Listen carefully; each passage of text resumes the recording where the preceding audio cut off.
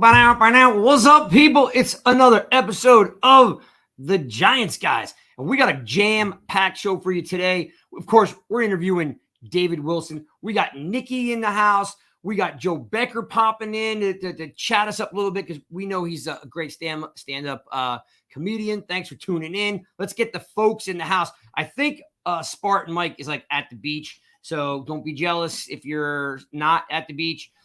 Spartan, what's up? Giants fans, what's going on? You are correct, Craig. I'm at the beach. If anyone's down here at the beach, let me know. I'd love to meet up with the fellow Giants fans that are down there right now. Of course, if you're at the beach in the Jersey Shore, we could be very far apart time-wise and how long it takes to get to one another. But, hey, I'm here in New Jersey. I'm usually in Chicago. I'm glad to be in the New York Giants metropolitan area representing Big Blue. Let's get Belt Guy in the room because you guys were at training camp. We're going to get Belt Guy in here. So let's get Zane in the room. Zane! Good evening, everybody. Welcome to your favorite weekly podcast, The Giants Guys. And, of course, let's introduce our starlet, okay, who definitely hung out with us at FanFest. If you tuned in at all, we were live at FanFest, Zane and I and Chris. And, of course, Nikki hung out with us all day. So let's bring in Nikki. Let's have a round of applause for Nikki. Hi. Hi, guys. What's up? How are you? I am good. Good, you? The question is going to be is this. So all three of you have been at training camp. I have not been to training camp yet. So I'm going to kind of go around the horn. And Nikki, you've been pumping out updates. Zane and Spartan Mike, you guys were cranking video out.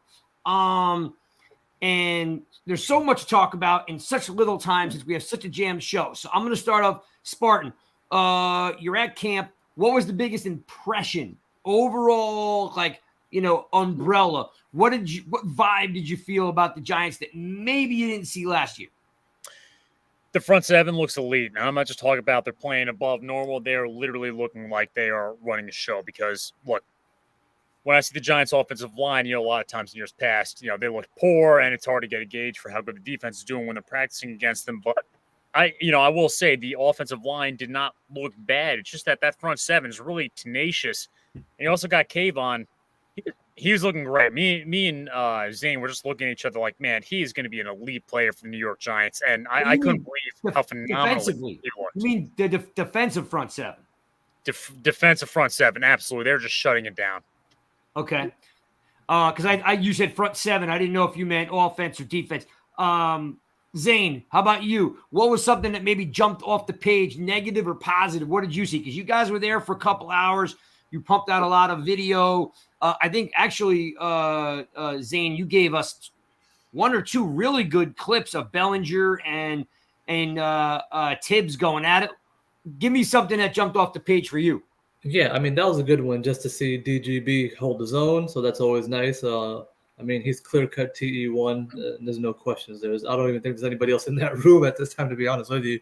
I think he's 1A, 1B, and 1C. Okay. But I think the one thing that really jumped off was twofold. One, Saquon, one cut running north to south. Big difference. We haven't seen that at all. He's just running forward. But that's a byproduct of now having run blocking and guys who can actually push a pile. So I think the run blocking, I tweeted this at training camp, the run blocking I think is far ahead of pass protection because there's some technique and some scheme that's going to go into more of the pass blocking, but I think you'll be pleasantly surprised, with the run blocking and Saquon doing what most people have been begging him to do, which is dance a little bit less and just go north to south. So I'm going to ask you it's a yes or no. Did you see the piece of video of him dropping a shoulder on Robinson? Aaron Robinson, yeah. That was, oh my God. We have been waiting this for 4 years. Like, I was like, woo! I was so jacked. So You know what? You're going to get angry Saquon. He's really mad about the way he's been treated, like at least in the media. Like, he's not happy about it. So now he's angry. And guess what? I like angry Saquon. Oh, listen, Zane, I saw it. It's only like 10 seconds long. Yeah. I must have watched it like 10 times. And I was like, woo! Every time I'm like, that's how you run somebody over. Like, I was jacked. Like, I was like, because under normal circumstances, that cat is bouncing that to the outside. He's never making any contact with Robinson.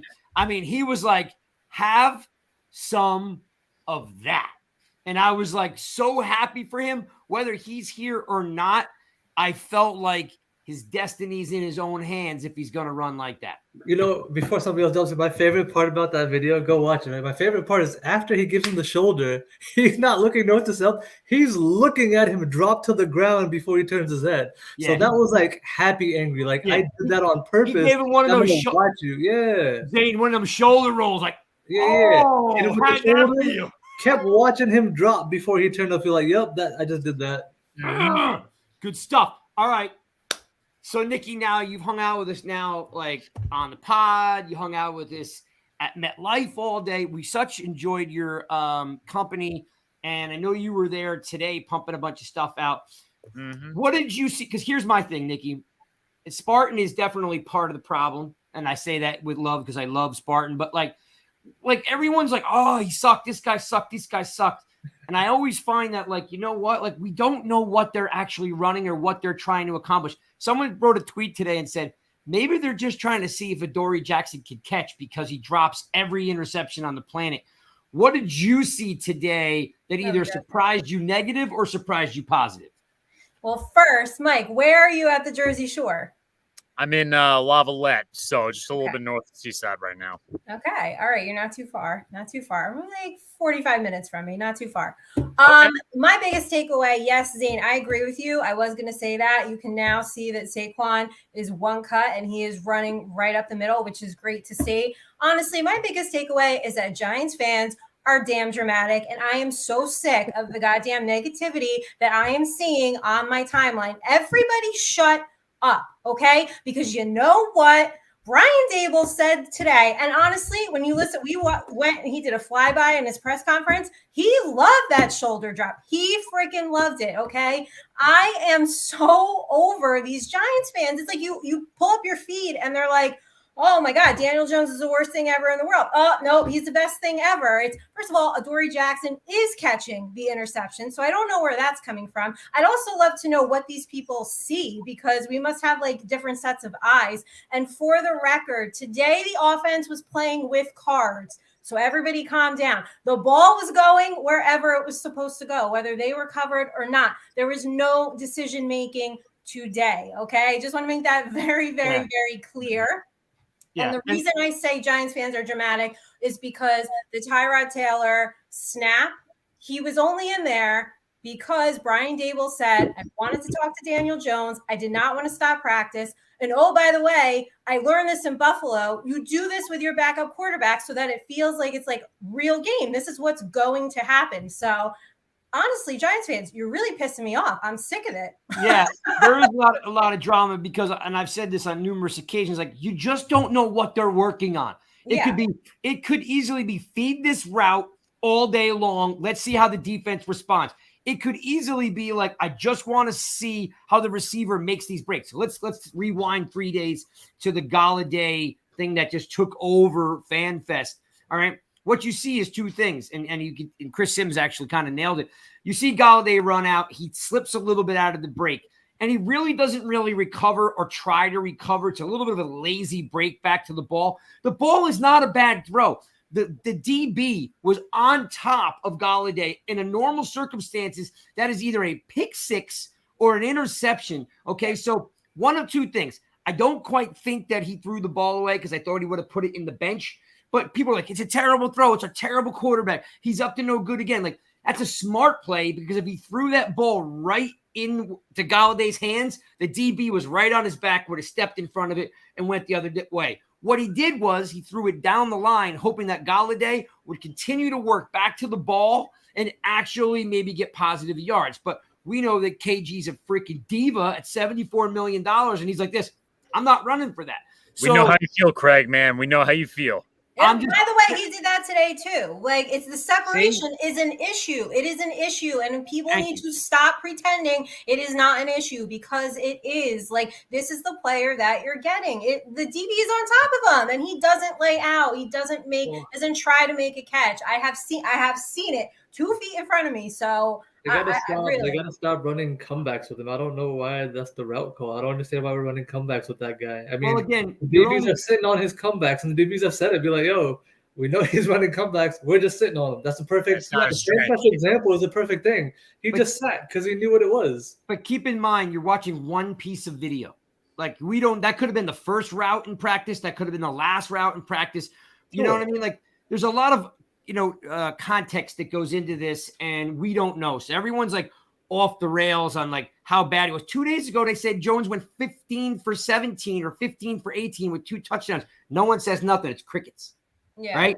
And then he throws a couple balls that no one likes, and they're like, "Oh, it's off the rails." All right, Because, like Nikki said, right, the fan base is just for the most part sitting on this negativity, and when you could feed, that's what leeches do. They feed on it. But when he It's does so something sick. good, all right. Well, let's stay with the credit. players. Let's stay with the players. Nikki, what did you see outside of Saquon and Jones? What did you see that you liked today? What was the, when you're in that in training camp, you hear, "Whoa!" Like, what was the whoa moment today?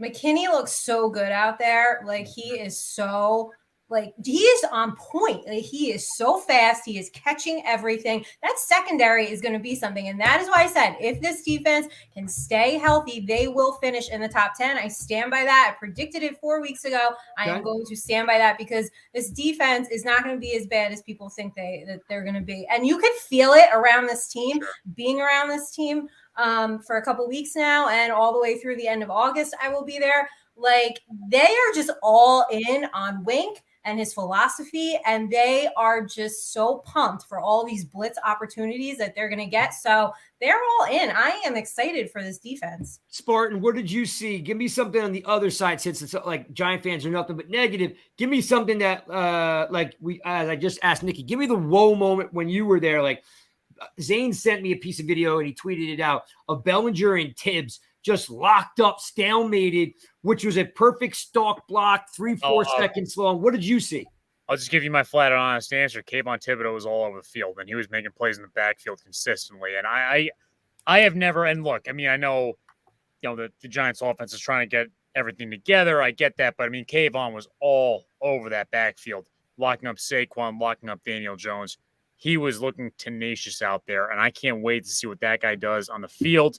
I'm hoping we get to see some good reps against Cincinnati on the upcoming week. But he was the most impressive player that I saw out there. And I was looking at Evan Neal too. Evan Neal was looking great. Certain things he's got to work on, no doubt about it. Kayvon Thibodeau, though, he's looking like a day one player, and that was the most impressive for me. And I was telling Zane about that just a couple days ago. Zane, what about something that surprised you that didn't go the way it was supposed to go? Was there a player where you were like, yeah, like he had an off day? Or Zane, was there someone that maybe was like, yeah, like he didn't really strike me as like on today? Well, I'll say we're still not hearing or seeing much of Michael McFadden. I mean, for a 5th round pick, he's kind of buried. And considering that his skill set is something that Wink would covet and want to use, I mean, he's either saving him for strictly sub-package plays or the guy is just not getting it. I don't know what it is. Maybe he's a little bit behind in the playbook. So a little bit surprised about where he is.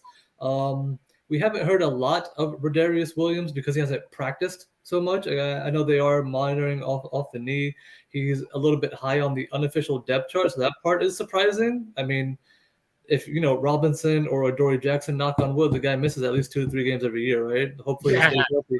If he misses 2 to 3, I don't feel very good about Rodarius Williams saying, hey, I'm on the island. He's got great straight line speed, but that's really end all be all, right? He's physical, straight line speed. Aside from that, he's going to get cooked. So I would say physically from being in camp, I would say really surprised at McFadden's lack of opportunity, I guess is the word. I see my man Joe B is in the back. I'm going to get him in a second because he's going to be doing – I'm sure if you guys don't know, Joe B is an unbelievable stand-up comedian. And either we're going to get serious Joe, we're going to get funny Joe. We might get both. Okay, he already is mad at me that he didn't win Fan Cave of the Year last year because some guy had carpet in his man cave. But truthfully, Joe's man cave is off the hizzle. It's sick. I've seen his man cave. He wins, man. It is. I'm just going to read this real quick, and then I'm going to get Joe in here. Here's your starting offense and their backup. Kenny Galladay backed up by Slayton. Robinson backed up by James. Neal backed up by McGinn. Galinsky backed up by Bredesen. Feliciano backed up by Douglas. Lemieux backed up by Azudu. Thomas backed up by Azudu. Barkley backed up by Breida. KT backed up by Slayton. Bellinger backed up by Merrick, which is a surprise there too, my friend. Tight end 2 is Merrick. And then Jones backed up by Taylor. There is your starting offense for the New York Giants. And then lastly, your starting defense is Lawrence backed up by Ellis. Williams backed up by Holmes. Ojolari backed up by Ward. Tibbs backed up by O'Shane. Blake backed up by Carter Coughlin. Crowder backed up by Bevers. Jackson backed up by Williams. Robinson backed up by Williams. That's kind of funny. Holmes backed up by Flott. Julian Love backed up by Belton, who's hurt. McKinney backed up by Andrews. It should be Adams. All right, let's get. Oh, look, and we got Wilson in the back too. Everybody's here. All right, let's get Joe B in here. Joe. What up, guys and gal? How are y'all tonight? We're good. So now that you're here, brother, we're doing great, bro. I'm gonna welcome in our special guest, who I chatted up like during the week, and we had a blast talking about a ton of stuff. And I'm just gonna introduce him like this. All you folks, I see a ton of you guys in the room. One, he's from Danville, Virginia. Okay, this guy in high school ran for 2,300 yards and 35 touchdowns, a school record. So he's been a badass since he was 14. Okay. We're going to welcome in the 2012 first round draft pick for the New York Giants. If you could all put your hands together for David Wilson. What's up? Hey, what up, David? What's up? What's up, David? How are you? I'm chilling in the studio. Yeah. I figured that. I found a ton of your stuff on iTunes, and I was like, but I realized you use your middle initial, right? Yes, sir. That's it. I was thinking like there's a lot of David Wilsons on iTunes. I'm like, I think this might be it. So any of you people out there that want to check out David's stuff, use the David E. Wilson, and you will find his material. But anyway, how are you, my friend? You good? Yeah, I'm doing good. What about y'all? We're good. What we got? I'm gonna do this. What's that? I got 5 friends in here. Yeah, Normally I only do it with 3, but Joe, he's so funny. I could and Joe hooked me up with you, and Nikki's like, she's just the starlet. I had to have her on there, and then I brought my 2 ugly friends, Spartan Mike and the Belt guy. So I apologize for having everybody. He saluted when you said ugly friends. He saluted before you said his name. I'll hold it, David. I'll hold it. I'm good with that. All right. So David, let's start from the beginning, because like you got a pretty cool story, and I'm curious on like you're one of the best running backs in the country coming out of high school, and of course you go to Virginia Tech. But what was that recruiting process like? Like I'm sure you had a ton of schools recruiting. Like who else was in the running that you were looking at? Well, first of all, when I was in 11th grade, at my end of my football season, I got a call from Maryland University on Christmas Eve. They said, we're going to give you a full scholarship. That was my first scholarship offer. And from there, my coach was like, wait, don't get excited. Now it's a lot of them going to come in. So I ended up with close to 20 full ride scholarships. And the last running, I was looking at Clemson, Alabama. No, well, not Alabama, but Auburn. I had an offer to Alabama, but it seemed like they was offering anybody. Anybody with 4 or 5 stars, they were just offering. They weren't really recruiting and caring about the athlete. Yeah. So I felt like with Virginia Tech, they offered me, and that was like one of the schools when I was first starting getting recruited. I was like, I'm not going there. Because everybody seemed to go there from Virginia that was pretty good or whatever. Kind of went my own path. Not knowing that I do that anyway.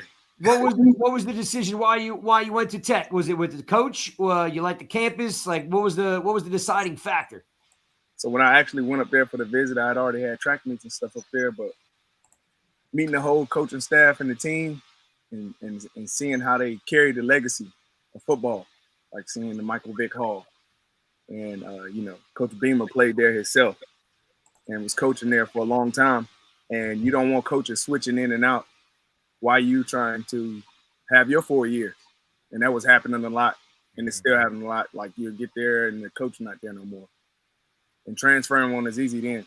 So I was thinking about all that. And then I wanted a team that ran the ball with a pro offense. Okay. Because my goal was going to the NFL. So they asked, what was my major? What's your major in college? I said, football. Well, at least you didn't have to run the wing T like I did. Yeah, I had to do that in high school. The wing T? Yeah. It was terrible. No, but for real, my major was art history. All right. Hey, look. I was all academic, all American. Because I was like, I mean, we know how good a school it is. And I know, like, it was, you said, like, Michael Vick probably turned a lot of people on to going to that school, you know, because he's such a great athlete. But, like, I just think, like you said, you could have went anywhere. It was cool that you stayed local. You stayed, you know, East Coast local, so your family and your friends could come watch you play. So that's always pretty cool. Yeah, I really like that. Like, I had an offer to Hawaii, and then I was like, man, it was dope out there, but nobody ever see me. Wait, hang on. Did you get to go to Hawaii to see the school? Well, I was actually in the picked to play in the All-American, All-Star game, Hawaii versus Polynesia, mainland versus mainland. And I was on the team, and I won MVP. Y'all might know Manti Teo. He was on the team. Yeah. For Hawaii, yeah. So. And low-key, Hawaii has some pretty good high school football programs out there. So I didn't realize you did that. I did know, David, that you played in some sort of global football tournament, if you will, right? Didn't you play against France and beat the living hell out of them? Yeah. So I was Captain America for Team USA. So you had to be 18 and under. 20 and under. And basically, they picked the top recruits or whatever that they felt like would make a good team for Team USA. And we went out there. We played France, Mexico, and Canada. But Germany was there. New Zealand was there. There was a lot of other teams there. They play football. They play American football in New Zealand. Man, they got thrashed. Like playing against the USA teams, they was like 78-0 was against France. 63-0 was against Mexico, and Canada was like 42-0 or something. I thought it was cool though because that has never been done before. That was the only time it was ever conducted, something of that magnitude. Now, granted, it would take a while for coaches to be able to catch up to the United States for football. But I remember the beatdowns were so bad they just scrapped it. They're like, nah, man, we can't do this. It was 86-0 against France, man. You guys took them to cleaners, which good. That was expected. Yeah. Right, I want to read this stat for you guys. David, tell me if this is still a record. 10 games of over 100 yards rushing. That was a Hokie record, and 5.76 yards per carry. That was a record. Do you know if that record still exists? It sounds like something I did, but I don't know if it still exists. All right, because that was a record at the time that you ran for 10 games over 100 yards and 5.76 yards per carry. Like you crushed it, at Tech. So yeah, well, it's a team sport. Mm-hmm. You guys had great teams, no doubt. Yeah. But I want to know is the Giants, like, did you know they wanted you? Were you having any conversations with them as time went on, or no? Not really. Not a lot of interaction. I know when I went to the combine, you either got a lot of meetings because a lot of teams are interested, or you have a lot of issues. So it's kind of like an interview. People don't notice, like the train station at the combine is more so like a interview type environment before you work out. And they also send like psychological tests and everything. But anyway, I'm in the Giants meeting room because they were one of my meetings. I ended up having like 15 to 20 meetings. And going in there with the Giants, I wore a suit and tie in high school and college. It wasn't dress code. It just like kind of wanted to handle business. Yeah, sure. Yeah, my teachers loved it, and I like watching that. You said what up? What kind of suit was it? You're a fashionista, my man. What kind of suit was it? It was more studious vibes, not like full suits. So it's more like. I picture you walking in like bell bottoms and dragon rings. Yeah, I had like a bow ties and regular ties and stuff like that.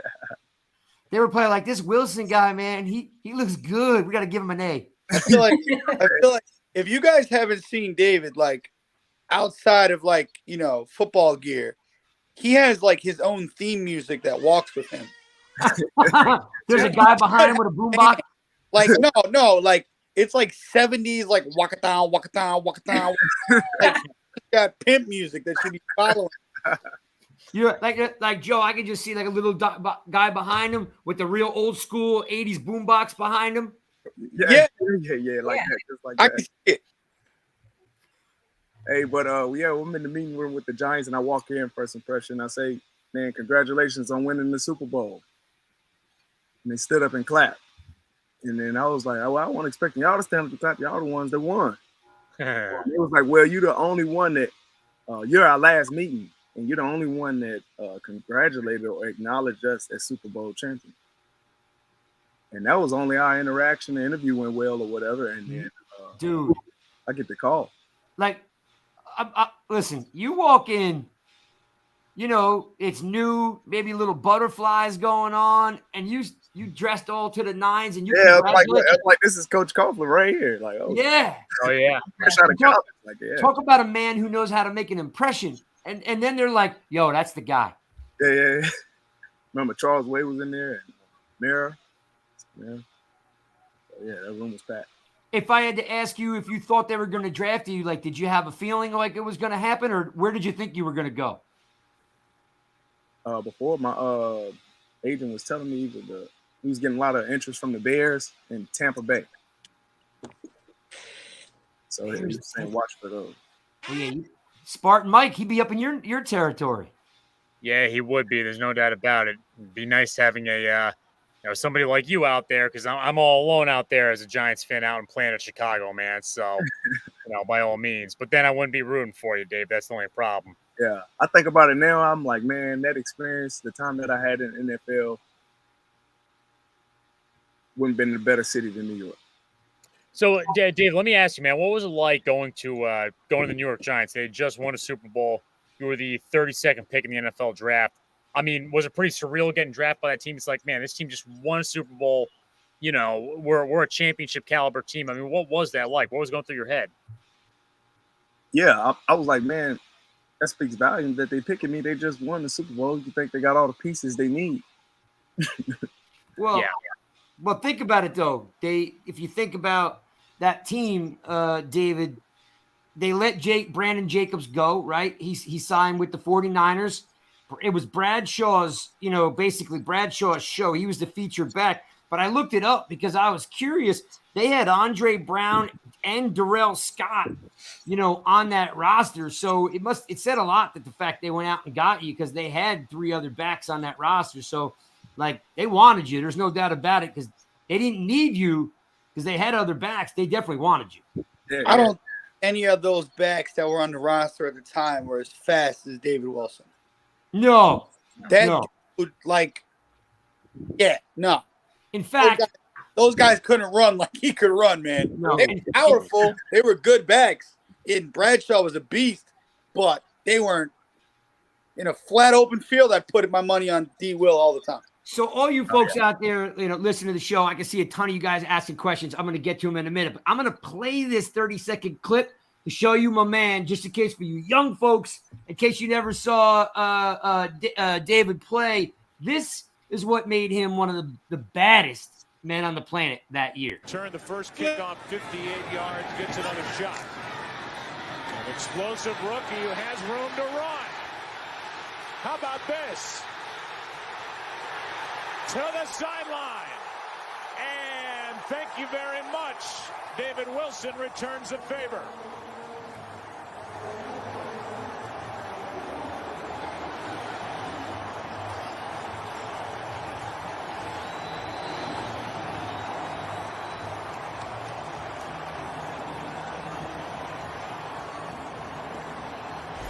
"96 yards from David Wilson. Once again, middle return. And there's just nobody there, Joe. I mean, a good job by the Giants with the wedge on the initial blocks. Badass. Oh, I got goosebumps. Badass. And now, by the way, That was the second one. I mean, like that was, just so you people know, that wasn't the first one. That was the second one. Okay. Like, that's the kind of skill 22 had. Which, by the way, you and I talked on the phone earlier last week, and I told you how, like, numbers were important to me, and we were chatting about that. You wore 4 in school, and we've interviewed a ton of your teammates and former Giants. I'm always asking them about their numbers, right? And like, because I always want to know. When I tell the story, Spartan Michael has heard it a million times. Joe B, you've heard it 100 times. I always tell the story about Carl Banks on how he wore 54 at Michigan State. He showed, yep, there you go. Spartan's wearing it.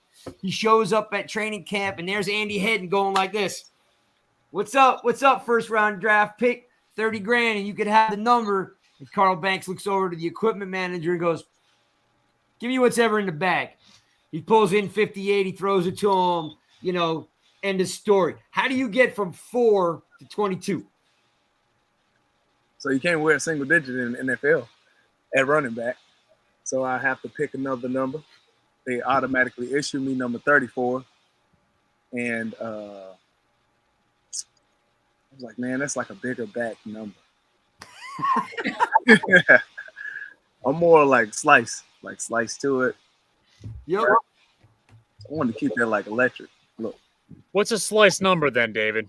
What's like what your opinion 22. is of the slice number? 22. 22, okay. Yeah, it looked like 2 lightning bolts, right? I was actually thinking maybe it was because 2 and 2 equals 4. That's what I was thinking. That is what it was. But if I had another number like 24 or something, it would have just been like, well, this still look fast. It still look fast. So like 21, 20, something like that. But pretty good players had those numbers currently. Midway, I found out Prince of Mukamara was like, man, I would have gave you number 20. I don't even care about it. Funny. But Zane, nah, I was sold on 22 though. And no, I like it. But somebody had number 22 in Kent, and they cut him. I went to Skeeb, and I was like, man, I want number 22.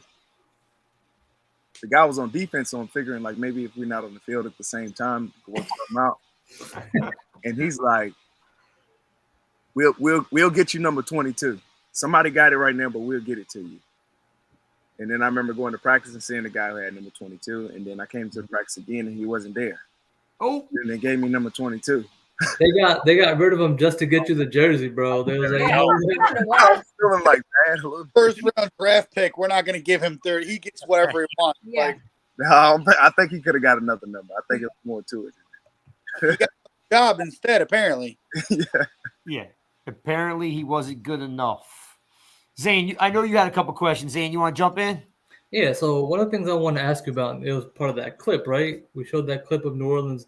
Is that your favorite game just because of the success you had in that game? I mean, that's the game you just went off in every facet, right? Yeah. You had over 100 rushing yards. You had over 200 kickoff yards. I can't remember if you had like 2 or 3 touchdowns, but I mean, that game all purpose, you had like 330 or some odd yards. I mean, you literally went off on that day, right? It was Madden day for you. Is that your favorite moment professionally, at least, as like success within a game? Or do you have another game that just holds more value to you? It felt like that game, we was going into that game and Eli threw an interception. And we was lost the lead and we was losing, and then I was able to spark the team. And all season they've been saying I was the spark. Coach Coughlin has been calling me the spark. And that kind of led me to keep allowing me to keep doing my backflips. Coach Coughlin had beef with my backflips. Why? So on that night, he was like, you did 3 of them? I watched the film and found out you did 3 of them. So anyway. Where did the flip start? That was epic game for them to be saying that I was the first NFL player to do something. And the flips, they start in college? Well, flip started when I was 3. Oh. Yeah. My dad was watching the Olympics, and he was like, they was doing the gymnastics part, and he was like, man, that'd be so cool if I knew somebody who knew how to do that. Then he went to work and I practiced, and by the time he came home, he was like, I was like, Dad, I got something to show you. Did the backflip. He was like, yeah, but it's crooked. Good old dad. So I got better. I got better and better. And That's Coughlin awesome. didn't like it? No, he was saying, why are you doing that? You can get hurt. Anything can happen. And I was like, well, I've been doing it kind of like since I was 3. Man. I'm throwing this up. That's On the screen here. It says, ask him. Him would be David. Does he still talk to any of his 2012 draft class teammates? Good question, Will. David, you talk to any of your peeps there that you got drafted with, or no? Ruben Randall. That's my homeboy. I'm Randall. Okay. Yeah. Anybody from the team beside Ruben? Yeah, Victor Cruz. Man, it's like G-Men is always like family, right? Well, yeah, Ruben, my road dog, though. All right. David, I want to ask you something real quick, man, about that Saints game. And I know we keep bringing it up, but leading up to that game, the Giants-Saints series did not really go in the Giants' favor. You guys scored 52 points on them, and I think that may have been the only time in the Coughlin era that you guys scored that many points. Did Coughlin purposely score that many points? Because leading up to that, again, there were so many blowouts where like the Giants were hurt and the Saints would pile on. Was that ever part of the strategy, or did Coughlin just say, hey, let's just play a good game and here we go? Man, I don't never know what Coach Coughlin is thinking.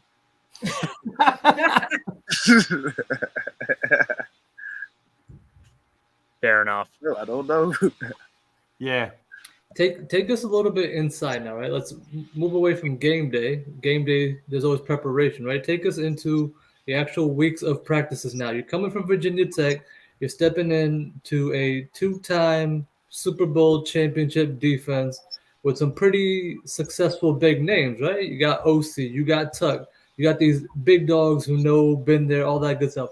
What was it like practicing against that caliber of a player? What did it do for you? And what was it basically like going on, 1v1 versus those guys? And Zane, you're talking about Boley, Canty, Entrell Roll, Kiwi, Chase Blackburn. Those defenses were stacked. That was a nasty defense. But in practice, I used to kill it. Yeah. I used to kill it. All of them got it. Ask them. Go ask them. All of them know. Ask Justin Tuck. Say, did David Wilson ever make you fall in practice? Oh, We're gonna do that now. gotta ask. Yeah, now. see, now I'm chatting. Now I we got have to do that. There's Untouched. Just failed like he was. There's got to be practice video of this somewhere. They got it somewhere. We Yeah. got to find an equipment guy or something and get this video. Yeah, Right. Joe, there's probably a guy, and he's labeled it Justin Tuck's broken ankles. Right. I'll tell you what, though. I've met a few of the guys, and Michael Boley is probably the scariest dude out of all of those guys that I met personally. Really? Why is that? I don't know. He's got a serial killer face. Like Michael Boley, you look at him, you'll get a nightmare. Like he will scare you. Like just look, like he don't even mean it. I think that's just his face. That's Damn. unfortunate. Yeah. He took his hand. His hand was so big that his middle finger tickled my armpit when he shook my hand. His hand was so big, bro. Oh my God. And Real that, talk, real talk. I thank Justin Tuck for doing that. That meant a lot because he's an incredible player. He might have just been doing that for my ego or something. For falling? Yeah. No, I'm a fall. Fall for this guy. It's all right. well, let's back up. This is what I ask this all the time. And David, you and I were laughing on the phone about it. When we interviewed one of your teammates, Dominic Hickson, he told me he had never been in New York before. And when he got off the plane, because he jumped on a quick flight, he got off and he said, "Take me to New York." And the cabbie said to him, "Mr. Hickson, the Giants play in New Jersey, not New York." And he was like, "Oh," because he had never been there before. He was just like an Ohio kid. Had you been to New York before? Like, did you have a history? Like, of course you knew they won the Super Bowl, but like, were you familiar with Coughlin? Like had you been to New York before with like maybe friends or family? Nope. Came to New York the day before the draft. They flew me up. I wanted to have the draft at home, but they flew me up for a draft party. I went to that and flew home that morning, and the draft was that night. Watched the draft, and then they told me I had to fly back to New York. Damn. All right, Nikki, what do you got? You got a question? Jump in here. Do you miss it? Do you miss playing, or do you miss your teammates? I love football. Yeah. Yeah. I love football. I always love football. So, like, missing it in the aspect of, like, still wanting to do it. Yeah. I really love doing this music. Yeah. I really love Good music. It's I really good love music. making this art. Yeah. Yeah, it is good. Yeah. So, All right. Then I gotta. If you don't, you have kids, right? Yeah, I got 3 boys. Are they playing? They're too young. They're too young right now. My oldest is 5, but they are doing. Hey, Joe, explain it. You seen them like the flip? You seen them? You seen them live action? Back at Fan Fest, I thought they were gonna break their neck. He's got them they're doing their own flips. I'm ready to catch one. Like, he all right. I'm like, no, they're gonna break his neck. He's like, they do that all the time, and I'm like, no way. And then throughout the course of the day, they were just dancing, tumbling, like they're boys, man. They were doing their thing. But I'll tell you what, Mr. Wilson here is dad of the year because he's got the patience of it. I would have jumped off MetLife if that was me. Oh yeah, I did think I saw a photo of you guys down in the field. So Joe had his family too. Yeah, we met through Twitter. We got to talking one night on Twitter. I don't know how we got talking. This is back when I used to drink. And wait a minute. Now you don't drink? This is you sober? Yeah, I don't drink no more. I have almost 2 years sober, man. Congrats, Joe. Congrats. Thanks. When I met David, we met on Twitter, and my daughter played AAU ball, and they had the national championships down in Atlanta. So I was hitting him up, and we started talking because I used to run track 100 pounds ago. And David here, I don't know if anybody knows, but Dave's like a phenomenal triple jump. Yep. So we started talking track on Twitter, and it was funny because I remember the night that I spoke to him. The next morning, I woke up to a message. He's like, I don't think you know who I am. And I'm like, I don't think you know who I am because I'm a Giants fan, bro. I know exactly who I'm talking to. Exactly. So I came down to Atlanta, and I was like, hey, man, I'm in town, and I do comedy, and I'm doing this, like, comedy night. I think it was, like, the Punchline or something, like an open mic type thing. Yeah. And he was like, yo, I'm pulling up. And I'm like, yeah, right. Like, yeah. And he pulled up, and we hung out. We've been chopping it up ever since, man. We had a let him know, Dave, drink, bro. Joe, I got David on the phone. I was in Michigan moving my daughter, right? And I called him because I had some time. Like, she was at practice, and I couldn't get in the dorm without the keys. So we're just talking, and he's like, I'm like, tell me about this whole triple jump thing. He goes, yeah. He's like, Joe inspired me to start doing it again. He goes, don't laugh, but I built the triple jump track in the back of my house. Yo, he sent me the video, and I'm like, you're going to kill yourself. This looks crazy. Like, I'm practicing. So I don't want to ruin it, but, like, I told him, we started talking about football, like what you guys are asking him, do you miss it? Like, blah, blah, blah. And I'm like, dude, like, not for nothing. Like, I'm not being a weirdo, but, like, you look like you're in phenomenal shape. Like, why don't you go for the Olympics, man? Like, you're a top tier class athlete. Like, go do that shit. Like, sure. And he was like, you think I could? I'm like, dude, have you looked in the mirror?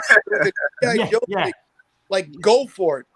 And it was funny. Like, when I ran in high school, I had 1 gold medal. So when I went to Atlanta, I gave him my gold medal and told him to give it back to me when he gets his own. Oh, nice. Yeah.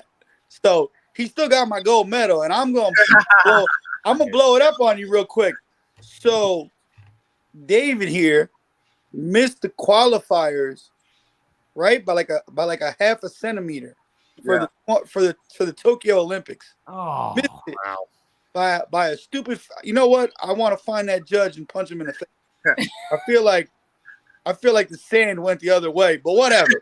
Let's put him on blast on Twitter, man. Who is this guy? Find this judge. Find him right now. But don't lie. He sent me a video like, dude, I built something in the backyard, and he was training, and this gentleman here missed the Olympics for Tokyo by a centimeter. It's crazy. Wow. That's wild. That's crazy. I wanted to know just from a personal experience. So I had my L5S1 removed. Okay. So I got no disc in my back, right at the base of my spine. It's basically my spine is, making hamburger every day. I knew when I did it, because all of a sudden I had like the whole sciatica, and all of a sudden like I had this nerve pain. Like when you first got hurt in that Philadelphia game, like did you know you were hurt? I think I died. Okay, you felt it. I felt nothing. I was laying on the ground and looking at the ground, and I could feel nothing. Tapping the ground, and I remember saying, "Don't die, don't die." That's scary. The feelings start coming back to the sensation of when you sleep on your arm, and you wake up, and it's like what is happening? Do it even exist? Right? Yep. The needles. Picture that on your whole body. I get that now just because I'm fat. That was it. So that was the first thing I'm feeling coming back. Like, okay, it's something. Don't die, don't die. I get to my feet and jog to the sideline, and I'm still feeling the pins and needles as I'm running to the sideline. And they say, "What happened? You took a long time to get up." It's about 45 seconds it took me to get to the sideline. Everything went numb, but I'm good now. They looked at me and they was like, "No, you're not. You got to check." So I'm back there in the locker room trying to convince them that I'm like perfectly fine, like I'm healthy. Tell me to calm down and take your equipment off. You're not playing football today. And then they tell me to relax. I put my equipment back on and run back on the field. Oh, you did? Yeah. I come back out to the running back coach. I'm like, he was like, "Oh yeah, hell yeah, go." Run out on the field. No. They send the play in. And then they call timeout. New York Giants, timeout. And then the doctors are talking on the things, and I see them with the headsets and stuff. And then they're like, "David," I'm like, "What?" Something jog over. They saying you're supposed to be in the medical room. And I'm like, yeah, they said something like that, but I feel good. He's like, I'm out of here. I'm good to go. Yeah. I know Coach Coughlin wanted to strangle you at that moment. They had to burn a timeout. Right, he was pissed. Made me use a timeout because you didn't listen. Nah, he wasn't even worried about that. He was more worried about the bigger picture. Yeah. Of everything that was going on. So then from there, I got the MRI, and they saw what was going on. And I started hearing career-ending injury on ESPN. Hospital, this, that, and the third. And I'm like, that ain't what the doctors told me. That ain't what the people saying. They have false information.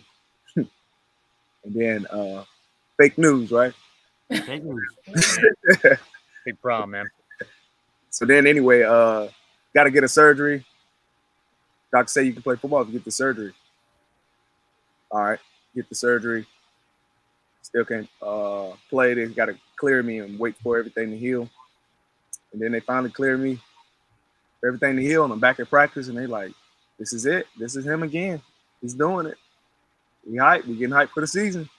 Ready for the preseason game. The week of the first preseason game, I'll get a toss from Eli, turn up, cut up field, just like a walkthrough, like tap up, no tackling or nothing. We don't even have on full pads. Got our helmet, shoulder pads, shorts. Yeah, you got your uppers. I got you. Yeah. So we going in there, take that play, run into one of the back of my lineman, just like stopping at the end of the play or whatever. Just like that. And everything happened again. And I'm standing there, froze.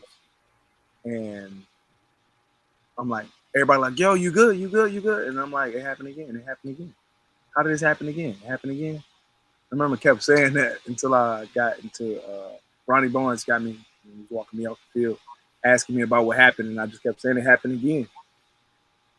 They said it was going to be fixed, but it happened again.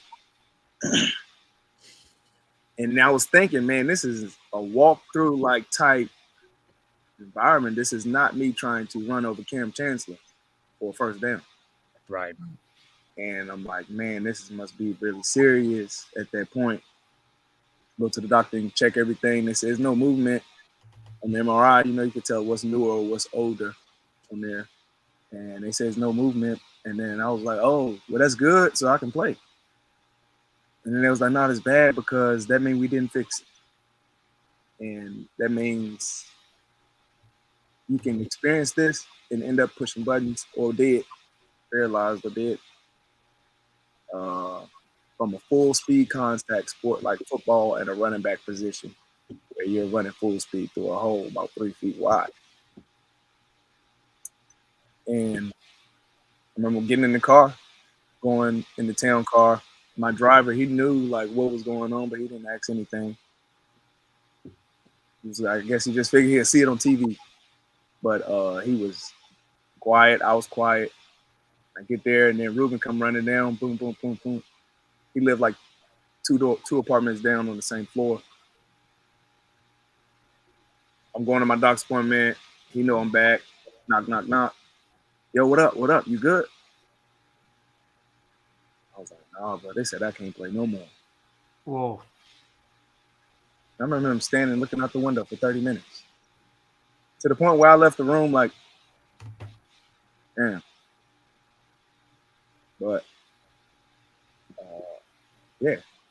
Now, I am creating art. Yeah, we're like, okay. Yeah. We gotta lighten it up. You're doing backflips and hard bottoms. I've seen.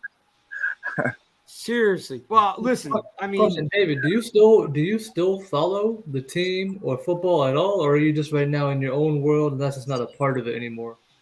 No, I should show you my cake. I got all the stuff there. I got all those memories and everything I was able to accomplish. Some of the stuff y'all named, I have the accolades on the wall. Because we got a rapper. We got Kadarius Tony. Y'all should get together. You know? Yeah. David Wilson, Young Joker. You produce something for him. That'd be fire. I ain't gonna distract him. Don't blame me. Don't blame me. yeah, right. It'll be like, Kadarius Toney had another bad game today, but his rap career is on track thanks to David Wilson. There we go. Right. Hey, Dave, when you played, right? Yeah. Who was a player on defense that you went against that you couldn't wait to like get on game? Like one player or one team, like a Cowboy or an Eagle or like you said, Cam Chancellor. Like who's one guy that you look forward to? Like, man, I can't wait to get up against him and just get him. Ray Lewis. You wasn't getting Ray Lewis, bro. Come on, Hey, Lewis. I'd be afraid. I'd be running the other bro. direction. You wasn't Lewis, bro. No, your rookie year, you would have played against Ray Lewis. You would have played against the Ravens that year in 2012. Yeah, we played against him. He was out. He was hurt. Oh, all right. But that was a Super Bowl winning year for them. Yeah, I scored the only touchdown. We got waxed. Yes. You know, that happens a lot lately. That was a weird team though, because the statistically the offense was actually better than the year before when they won the Super Bowl. But yeah, 9-7, but you missed the playoffs and you realize like how versatile. That was the year they went to the Super Bowl. Yeah. Ravens went to the Super Bowl. You guys didn't, but you still won 9 games, which is still wasn't easy to do when you guys had a good offense that year. There's no doubt about it. Yeah. But, I tried to truck Patrick Willis. It was perfect. We lined up. I get the ball. It's clean. Everybody's blocked. It's just me and Patrick Willis. I'm like, I'm putting it in the ground now. And now you guys beat San Francisco in an upset, man, right? I'm running at him. Yeah. So I'm running at him. I run right into him. This is a dead standstill. I don't go back. He don't go back. And then slowly but surely, I got lifted up off the ground. My feet was off the ground. And I was upside down. I think he had me like hold me up like this, upside down. he was a bad dude. And they blew the whistle, so it's like didn't drop me. It was kind of like I finessed like somehow like a cat back to like a landing position.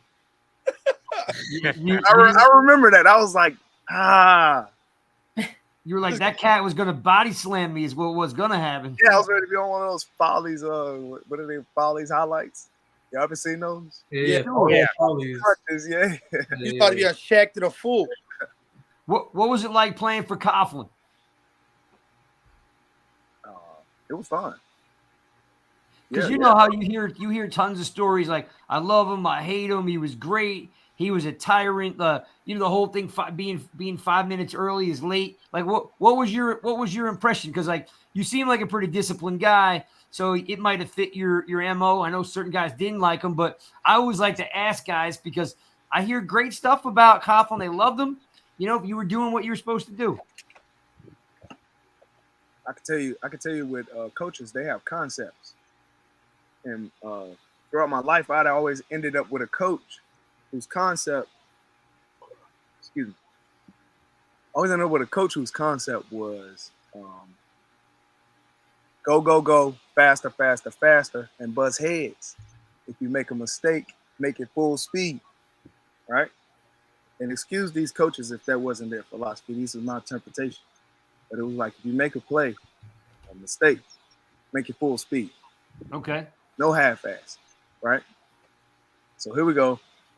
Now with Coach Coughlin, he has a different concept. He has a concept of don't just full speed head bust. No, be prepared and be there early. Therefore, you have way more time for mistakes. Okay. So if you take these lessons and stuff from these coaches and apply them to life, like football is life lessons or whatever, you can apply that to your life, like a route runner. Yeah. Darius Slayton running a route, put your foot in the ground, make your route, make your defender miss, get open. Get open way early, get to your location way early. Now it's time for error and adjustments.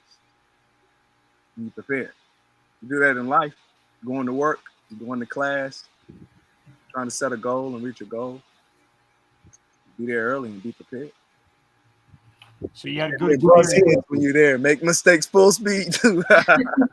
So what was that like, right, for your career? I think it was your second carry, right? When you had that fumble, it was like the second career carry, or first or second, something. It was real early, right? You fumbled. Well, you got to bring that up, huh? And no, because I want to know from his standpoint. No, this is good. This is very good. This is what he said. It's like, behind the scenes, you didn't touch the ball again as a runner for a while. So what was happening behind the scenes? That takes place. Coughlin says, nope. What transpires in between all that for you to get back? I became an all-pro kick returner. Yep. And in that sense, you bench me, you draft me in the first round, you playing your whole week against the Cowboys, me getting the ball and me being a part of the team's success, right? Yep. I make a mistake, one, right? All of a sudden, I'm out of the game plan. I don't think that's smart. I don't think you prepare all week with doing one thing and your team used to because that affects everybody. Now somebody else has to run these plays that they didn't practice all week. And they have to do this because now I'm not in the game. We lost that game. I don't think it was because one fumble. No, it never is one play. In the first quarter. Remember, it's and then I look at other players making mistakes. So I'm watching film, the game film. I'm seeing all these players make all these other mistakes. Mistakes. Interception. Turnover. This. Yeah, missed tackle, sure. Missed block. Missed assignment. Why is that receiver wide open? Right? Everybody's gonna make mistakes. It's a football game. Don't take talented players off the field for making mistakes. Well, we know you never lose a game on one play. But you think he did that because you were a rookie? You think he did it? Yeah, it was like a personal thing. I don't think that's smart either for a team environment. Bigger rivalry, Cowboys or Eagles with the Giants players? Me and Coach Coughlin are cool as hell. No, I'm talking about like as a Giant. Like, who was the rivalry bigger for, playing the Cowboys or playing the Eagles? Playing the Cowboys or playing the Eagles? The Eagles. Yeah. They right, we take the train there. It's like right down the street. Like, that's a regional beef, man. You could you can train, bus, walk, run. I mean, David could probably run as fast as he is. I'm gonna give him this. I'm gonna give him the speed round. The Eagle fans are way more aggressive than Cowboy fans. Nasty Cowboy human beings. Cowboy fans are just annoying. The Eagles fans, they actually have like a passion behind their like stuff. Yeah, they'll fight you. Yeah, they will. They'll fight anybody. I went to Eagle Stadium wearing all Giants gear one time, and I didn't know if I was going to end up in that jail there or not. Yeah, it's pretty bad. Yeah. It's actually, it was worse when it was Veterans Stadium. It's not as bad now that it's Lincoln Financial Stadium. So, all right, I'm going to do the speed round, guys, for you so I can get some cool answers out of you. Ready? They're pretty simple. Ready, David? Let's get it. All right. Grass or turf? Grass. All right. Kick return touchdown or line of scrimmage touchdown? Kick return touchdown. Ooh. Xbox or PlayStation? PlayStation. Oh, you know why? Because PlayStation was launched like the year you were born. That's why. It's like in your blood. I know you were a big track guy, but if you didn't run track, you participated in track, would you rather throw the javelin or the disc? Javelin. Why? Look at the stature of the guys who throw the disc and the stature of the guys who throw the javelin. I think I'll be more competitive with the javelin. Fair enough. All right. If you didn't play football, which sport would you play of these three? Baseball, lacrosse, or wrestling? Baseball. I was actually down at the Sarasota camp. Me and Brady Anderson are really tight in there. He wanted me to come with the Orioles. Wow. It didn't work because the agreement was for me to play like $800 a month. And then I was just like, no, I can't do anything. That was the pay?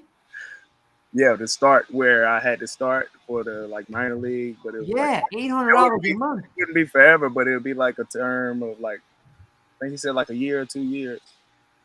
And then I was just like, yeah, I don't know about that. You're like, no, I'll take a rain check on that. All right. I just come keep showing love at the games and stuff. Best meal you had in New Jersey or New York? Where was the best place to go eat? White Castles. Oh man, they always got these. They always got a spot they love. New York got good food. You're not gonna mess up my meals at free restaurants. All right. All right, you're taking the fifth. All right. Teammate you take into a bar fight. Who's the nastiest teammate you had? Any of them. Any of them? Any of Okay. them.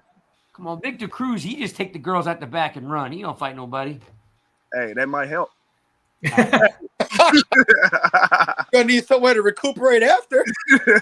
'Cause I always remember, like, Joe. You remember Keith Hamilton? He, like you said about Boley.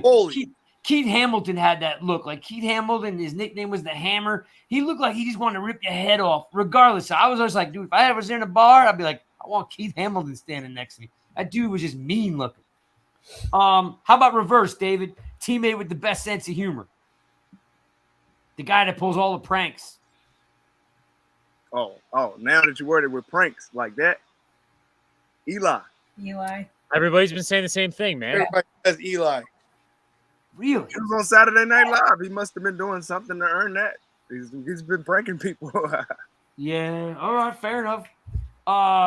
Team you most hated to play against in college. The team that you were just like, oh, I hate this stadium, or I hate this coach, or I hate playing against that player. Like, what was that? What was the one you just couldn't stand?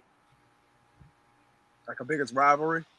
Yeah, but personal rivalry, not school rivalry. One that you were just like, I hate this team. I hate this stadium. It was like a personal thing. UVA. Really? Why? You got to do your research. All right, fair enough. Virginia rivalries, man. I get that. Yeah. Both Cavaliers. They only gave him a partial scholarship. That's why. There we They go. really wanted me. They really wanted me there. Tiki Barber went there. Yep. You went to the best college football program in Virginia. Yeah, Thomas Jones. All right, hardest hitter you ever played against. I know you were talking about a couple minutes ago. What's his name? Picking you up off the ground. Patrick Willis. Patrick Willis. No, not him. It was London Fletcher. Oh, Okay. London Fletcher. That's a good name. Yeah. He Man, could drop the hammer. bit, right? He tackled everything, by the way. I never seen that cat miss a tackle ever. All right, last one. You got to watch one sports movie. One. Is it Remember the Titans? Is it Blindside? Or is it Rudy? I think I should say Rudy, but it's really Remember the Titans. Yeah. That is the right That's one. my favorite, too. That's the right one. What? No love for Mighty Ducks? Come on. No, I can't. That's hockey. It's a sports movie. Yeah, but I was thinking. Well, then, I football. mean, if you're gonna throw other sports in there, you gotta throw like above the rim and this. Basketball Diaries. Space. Yeah, I was thinking of football movies. All right. You got a Mighty Ducks jersey? So, yeah, you got a jersey? Why Ducks? You got a Mighty Ducks jersey? No. Nikki, you got a jersey? No, I just love the movie. Come on. Like, You quack, like it because it had Emilio of Estevez in it. That's why. You mean well, yeah, I do. Fred I mean, McAdoo? You're a Gordon Bombay fan. I am a Gordon Bombay fan. I own it. Gordon Bombay. That is hysterical. All right, tell me about the music, David. So, one is I finally found it because of your middle initial. I wanted to download some of it and pop it into the show. So, how'd you get tied up doing the music? Just like I know I did do some research that you've always loved music and being around music. So why start producing? I just felt like I wanted to be able to. I always liked music, first of all, and I always liked art.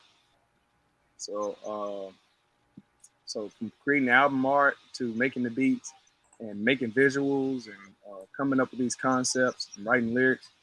I even do poetry. Some of my albums have poems on there. And I sit down in the studio and it's silent, quiet. I taught myself how to make beats. So all the music you hear, I made all those beats and wrote the lyrics and record them here. And I just enjoy that process because once you do it and put all that creative work and flow into it and pour it from yourself, you can record it and release it or just keep it and it's potentially can last forever. I do like the That's fact what's that special about that.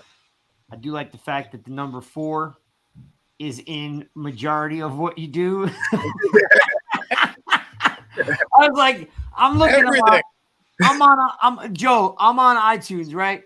There's like 4,500 David Wilsons on iTunes, and I'm like, I'm never gonna find this cat.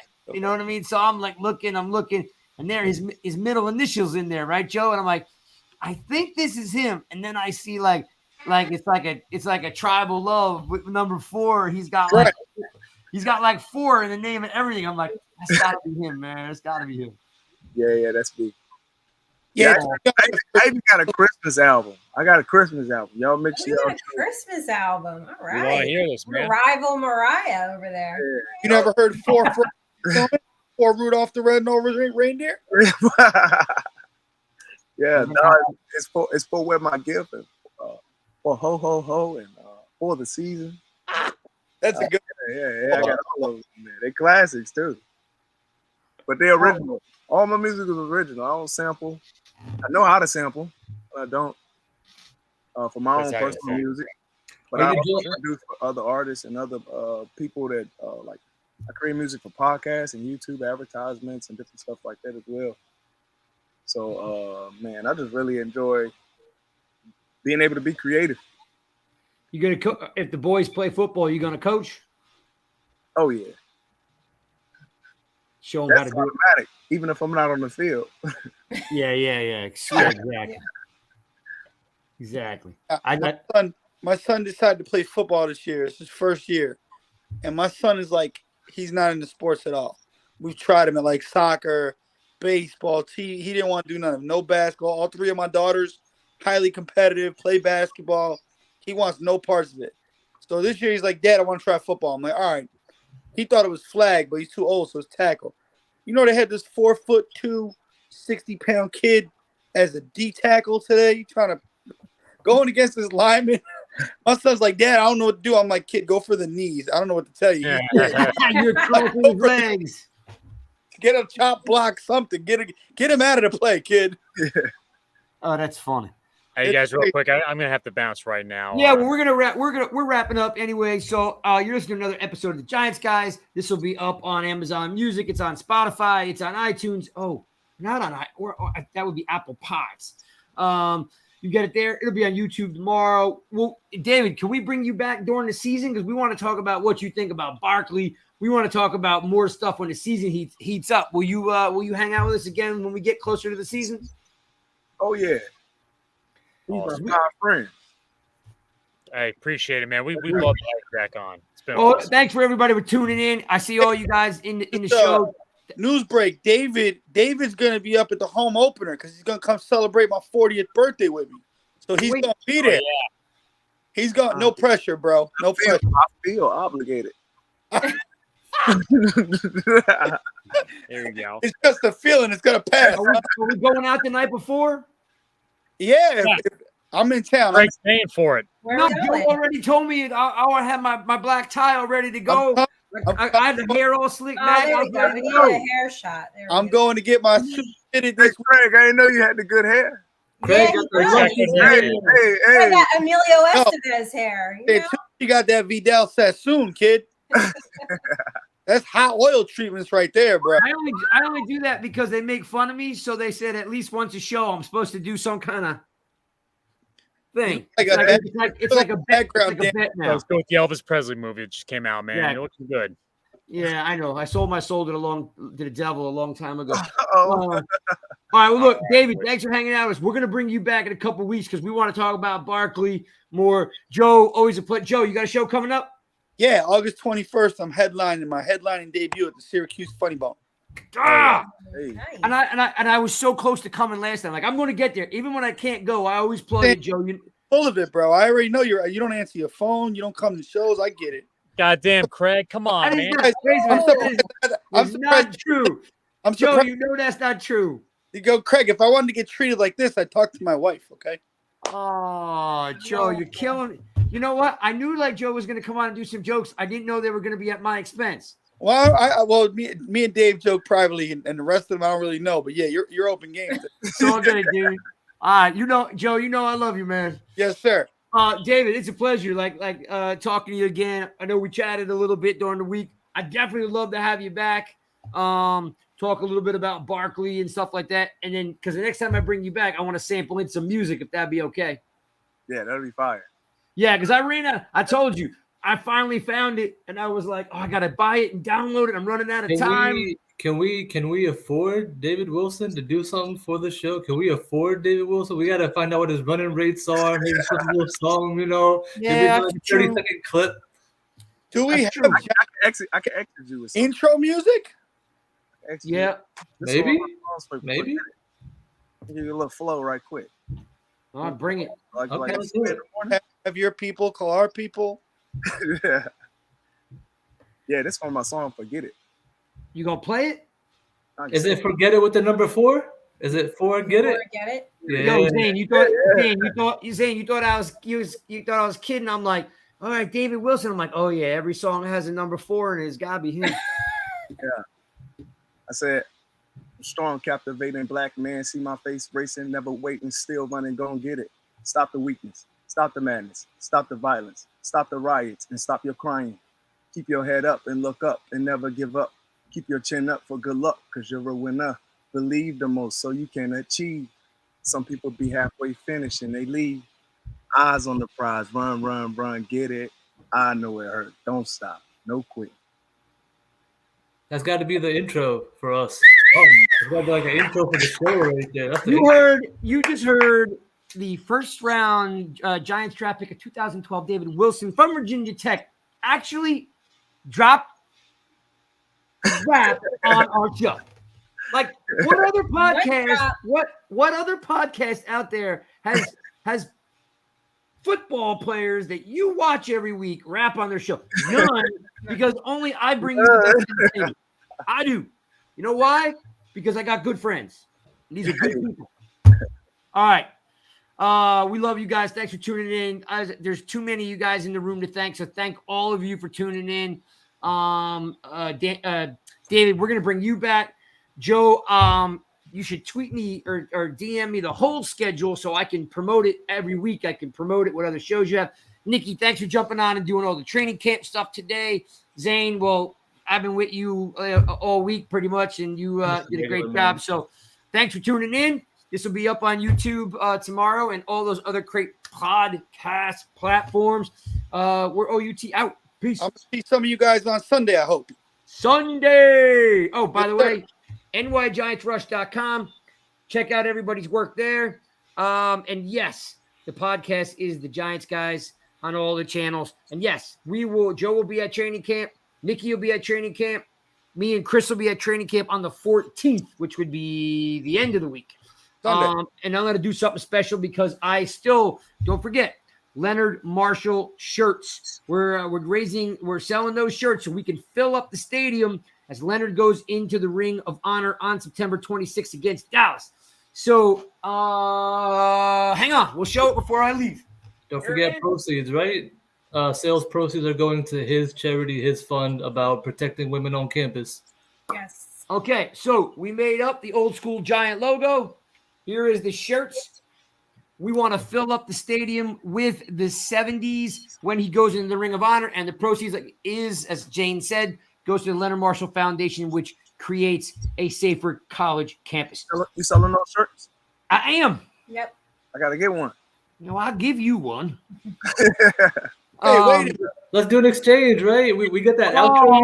Outro. You know what's funny? We David and I talked about that. Like if you go in there, we ask for one to make up. Like they're hard to find, but they'll make them up, right? David wasn't. Yeah. Listen, I'm first in line, okay? So I don't want to hear none of this cutting the line here, Santucci. Oh, well, Joe, I would always defer to you, my friend. I would always defer. I will be second in line. Okay, fair. Or I'll just bring one shirt for you and one shirt for me. And then we could swap out some 22 jerseys because I 22 would look good on the wall, baby. That's one of the ones I don't have. Oh, And you said you were a friend, Joe. Yeah, you guys are boys. Wow. Look, Yeah, Joe's got a crazy man cave. That's crazy. That's crazy. Enjoy the rest of your night, everybody. Thanks for tuning in. Love you guys. Peace out. Hey, guys, thanks for having me.